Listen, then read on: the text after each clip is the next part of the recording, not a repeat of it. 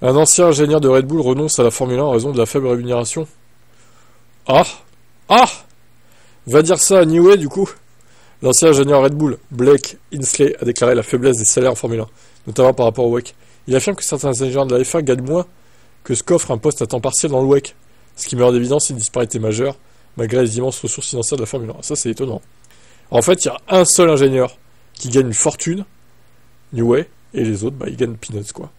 Parce qu'ils sont beaucoup moins bons. Les commentaires de Insley soulèvent des inquiétudes quant à la façon dont les experts techniques sont rémunérés dans ce sport, étant donné le rôle crucial dans la conception de la voiture, et qui gagne des courses ou pas. Blake Insley a exprimé sa frustration sur X. Il a commencé son post par: Vous voulez savoir à quel point le plafonnement des coûts en Formule 1 est une bip?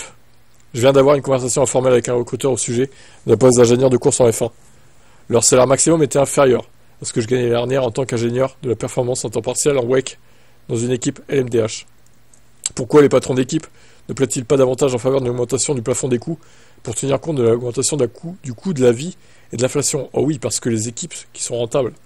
Il est probable que les patrons et les actionnaires puissent empocher une partie de tout ce qu'elles ne dépensent pas. Ça, c'est sûr. Pour moi, le bateau de la F1 a coulé. Je n'ai aucun intérêt pour un calendrier de 24 courses. J'ai arrêté la 21 course parce que je voulais avoir une vie.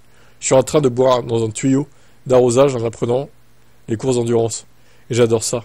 Je peux faire tellement plus que ce que j'ai pu faire en F1, sur le circuit ou dans une usine. J'adore le défi, mais ça m'exaspère aussi que la FOM et la FIA et les équipes elles-mêmes se foutent de la gueule du sport, y compris du grand nombre de mes amis. Parce que c'est la F1. Ouh, il est remonté le monsieur là. Alors oui, c'est sûr qu'il n'y a pas de plafonnement des coûts en WEC. En tout cas, pas le même système qu'en F1. Donc c'est totalement différent. Est-ce qu'au final, ils se disent aussi, les équipes, ouais, mais il n'y a que Newey qui est vraiment très bon comme ingénieur, les autres, ils sont bons sans plus, quoi, en fait. Donc ils les payent un peu à l'arrache. Alors c'est une mauvaise mentalité, hein, je suis d'accord, mais à mon avis, c'est comme ça qu'elles pensent les équipes au final. Bon, en tout cas, lui, il sera pas de retour en F1 avant très longtemps, voire jamais, en fait. Je vous laisse commenter.